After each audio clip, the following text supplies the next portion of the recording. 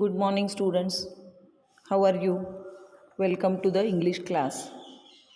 Do you remember in the yesterday's online lecture we have discussed our fourth section 4.1, that is history of novel. We have discussed the word novel. Novel means new. It is derived from the Italian word novella, and also we have discussed about the first novel in the world written in English as well as Japanese. Then we have also discussed how did novel become popular in 18th century. Because of the industrial revolution, the middle class came into existence and they liked novel very much. Before that, Greek novels were written and they gave all the romantic love stories to the world. But later, people did not like romantic stories to read. They wanted their day to day life in novel, and in this way, the writers started writing the common man's problem, the common man's life in the novel. We also saw the structure of novel. What is a form of literature? Novel. Novel is a long story where there are many characters and many incidents. Drama and poetry are little difficult to understand, but novel is easy to understand comparatively. Before novel, drama and poetry was very popular, but when writers started writing novels, novels became very popular in 18th century. We saw many famous novelists, that is writer of a novel is called novelist.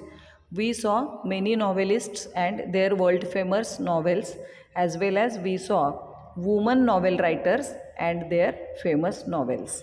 कालच्या तासाला विद्यार्थी मित्रमैत्रिणींनो तुम्हाला आठवत असेल आपण English कादंबरीचा इतिहास, history of novel हा टॉपिक सुरू केला आणि त्याच्यामध्ये आपण बघितलं की नॉव्हेलला या इटालियन शब्दापासून नॉव्हेल हा शब्द आला.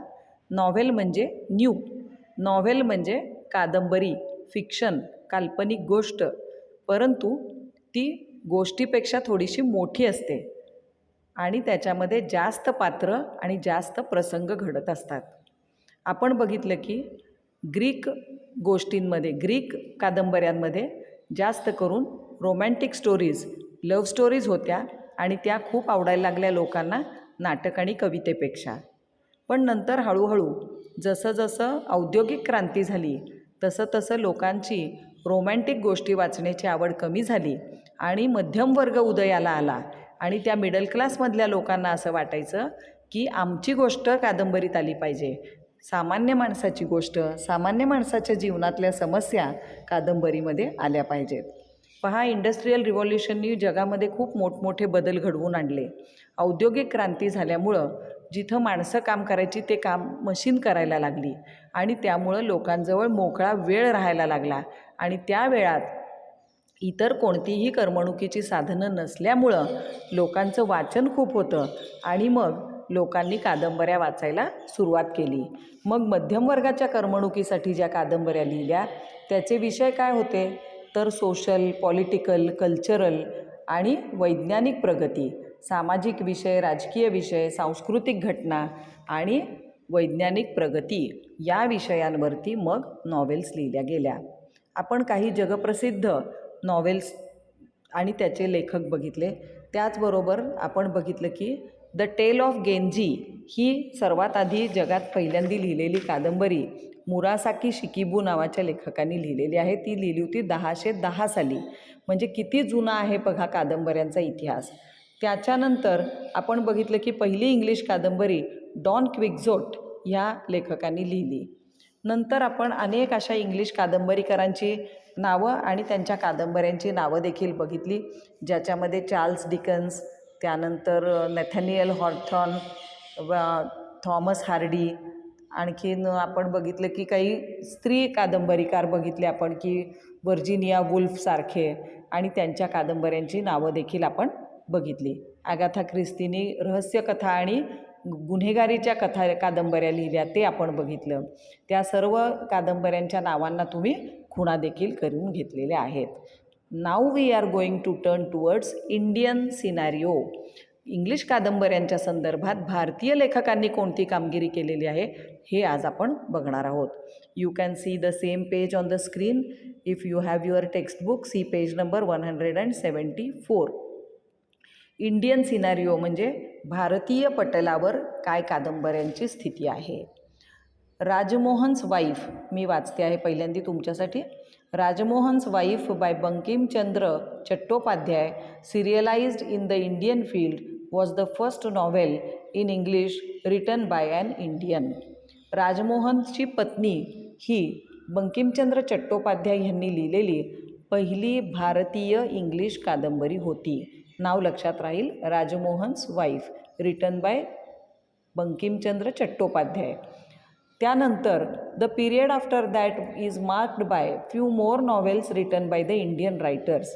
These novels bore either nationalistic virtues or social issues or as their main framework.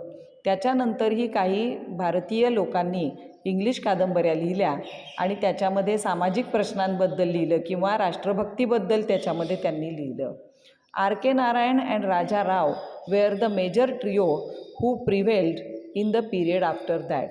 तुम्हाला आर के नारायण यांचं नाव माहीत असेल. मालगुडी डेज नावाची त्यांची एक सिरियल येते टी व्हीवरती आणि आपण मला वाटतं हे बघितलं ना आपल्या काय ते पहिल्या सेक्शनमध्ये आपण जो आपला पहिला धडा बघितला तुमच्या लक्षात असेल कोणता, ॲन ॲस्ट्रॉलॉजर्स डे.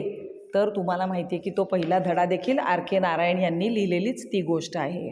तर आर के नारायण आणि राजा राव हे दोघं प्रमुख इंडियन नॉव्हेलिस्ट, भारतीय कादंबरीकार म्हणून प्रसिद्ध आहेत.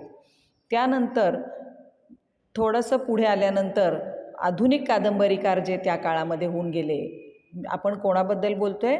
Indian writers, Indian novelists who wrote their novels in English. इंग्लिशमध्ये भारतीय कादंबरीकारांनी कोणत्या कादंबऱ्या लिहिल्या आणि कोण आहेत ते लेखक? तर Anita Desai, Nayantara Sahgal, Arun Joshi and Manohar Malgaonkar change the current of Indian English novel through their works. आता या सगळ्यांच्या बऱ्याच इंग्लिश कादंबऱ्या प्रसिद्ध आहेत. अनिता देसाईंना तर पुरस्कार देखील कादंबऱ्यांसाठी मिळालेले आहेत. तर त्यांनी आपल्या इंग्लिश कादंबऱ्यातून भारतीय कादंबऱ्यांचं स्वरूप बदलण्याचा प्रयत्न केला. Amitav Ghosh, Vikram Seth and Upamanyu Chatterjee ameliorated the Indian novel in English by adding new features to it. आता हे जे दोघं तिघं लेखक आहेत, अमिताभ घोष, विक्रम सेठ आणि उपमन्यू चटर्जी. विक्रम सेठ यांची अ सुटेबल बॉय नावाची भारतीय कादंबरी अत्यंत प्रसिद्ध आहे आणि सध्या नेटफ्लिक्सवर त्याची सिरियल देखील आलेली आहे बघा. आता या ठिकाणी तुम्हाला ॲमेलिओरेटेड हा शब्द दिसतो आहे. ॲमेलिओरेटेड मीन्स इम्प्रूव्ड, सुधारणा केली. ज्या जुन्या भारतीय इंग्लिश लेखकांनी कादंबऱ्या लिहिलेल्या होत्या त्यामध्ये या लोकांनी काही बदल घडवून आणले, सुधारणा घडवून आणल्या. They made the Indian novels attractive and modern. त्यांनी काय केलं? भारतीय इंग्लिश कादंबरीचं स्वरूप आकर्षक आणि आधुनिक बनवलं. त्यानंतर आणखी बघा, recent years have witnessed the dazzling performance by Indian novelists like Salman Rushdie, Aravind Adiga, Arundhati Roy, Kiran Desai and Kiran Nagarkar. आणखी कोणत्या इंग्लिश लेखकांनी याच्यामध्ये भर घातली? डॅझलिंग परफॉर्मन्स म्हणजे अत्यंत चमकदार कामगिरी ह्या लोकांनी केली आहे.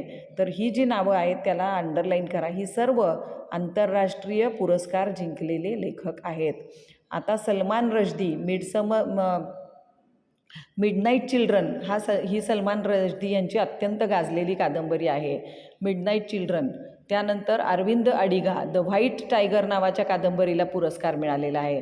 अरुंधती रॉय ह्या तर अतिशय प्रसिद्ध लेखिका आणि चळवळीत काम करणाऱ्या कार्यकर्त्या आहेत. किरण देसाई, अनिता देसाईंची मुलगीच आहे किरण देसाई, अँड किरण नगरकर हे सर्व अत्यंत प्रसिद्ध असे इंडियन इंग्लिश नॉव्हेलिस्ट्स आहेत. पहा आपण काय बघितलं. राजमोहन्स वाईफ ह्या बंकिमचंद्र चट्टोपाध्यायांपासून किरण नगरकरांपर्यंत अत्यंत सुंदर आणि आधुनिक अशा इंग्लिश कादंबऱ्या भारतीय लेखकांनी लिहिल्या आहेत. See page number 175 now. The tradition of Indian writers. पहा 175 पेज तुम्हाला स्क्रीनवर दिसत आहे. The tradition of Indian English novel has undergone a vital change since its birth and it has undoubtedly very bright future. तर अशा पद्धतीने English कादंबऱ्यांचं भारतीय भविष्य अत्यंत उज्ज्वल आहे. नवनवीन कादंबरीकार वेगवेगळ्या कादंबऱ्या लिहित आहेत. This is the Indian scenario of novel. Indian scenario भारतीय लोकांनी लिहिलेल्या इंग्लिश कादंबऱ्या. आता जी नावं आहेत कादंबऱ्यांची आणि कादंबरीकारांची लेखकांची त्याला तुम्ही अंडरलाईन करताय. कोणते ते सांगते मी. राजमोहन्स वाईफ अंडरलाईन करायचं. बंकिमचंद्र चट्टोपाध्याय. त्याच्या खालच्या ओळीत फर्स्ट नॉवेल शब्द आला बघा. फर्स्ट नॉवेलला अंडरलाईन करा. त्यानंतर 4-5 ओळी खाली या. Mulk Raj Anand, R K Narayan and Raja Rao underline करा. आणखी 2 ओळी खाली या. नॉव्हेलिस्ट्स लाईक अनिता देसाई आहे बघा. नावांना फक्त खुणा करा. अनिता देसाई, नयनतारा सहगल अँड अरुण जोशी, मनोहर माळगावकर खूण करा. 1 ओळ सोडा. अमिताभ घोष, विक्रम सेठ, उपमन्यू चटर्जी खूण करा. आणखी 3 ओळी खाली या. 4 ओळी खाली या. सलमान रश्दी, अरविंद अडिगा, अरुंधती रॉय, किरण देसाई अँड किरण नगरकर खूण करा. These are all the famous Indian writers in English novels. नाव see page number 175. Novella. A novella, the word originated from the Italian word novelle is a type of prose fiction which is shorter than a full-length novel and longer than a short story. नॉव्हेल्ला हा नॉव्हेल्ले ह्या Italian शब्दापासून आलेला शब्द आहे, ज्याचा अर्थ आहे अशा प्रकारचं गद्य काल्पनिक लेखन जे मोठ्या कादंबरीपेक्षा लहान असतं आणि शॉर्ट स्टोरीपेक्षा मोठं असतं.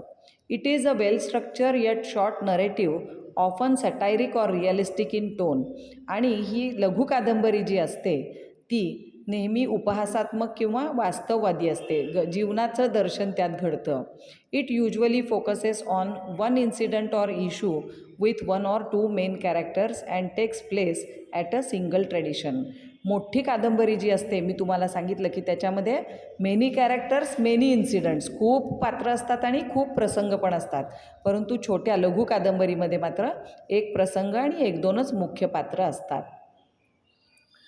सम of the famous novellas are in English are. अशा प्रकारच्या लेखनाला नॉव्हेल्ला असं म्हणतात, म्हणजे जी नॉव्हेलपेक्षा छोटी असते आणि गोष्टीपेक्षा मोठी असते. तर काही प्रमुख लघु कादंबऱ्या पुढीलप्रमाणे आहेत. The heart of darkness by Joseph Conrad, the turn of the screw by Henry James, Billy Budd by Herman Melville, death of Venice by Thomas Mann, seize the day by Saul Bellow आणि Pearl bye John स्टाईनबेक.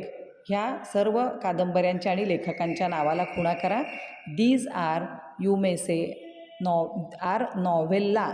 These are not novels. आत्तापर्यंत आपण जे खुणा करून घेत होतो त्या होत्या कादंबऱ्या. ह्या काय आहेत? नॉव्हेल्लाज, दॅट इज शॉर्ट नॉव्हेल्स, छोट्या लघु कादंबऱ्या. याच्यानंतरचा जो पॉईंट आहे एलिमेंट्स ऑफ नॉव्हेल, तो आपण पुढच्या ऑनलाईन लेक्चरला बघणार आहोत. Keep reading and keep writing. Thank you.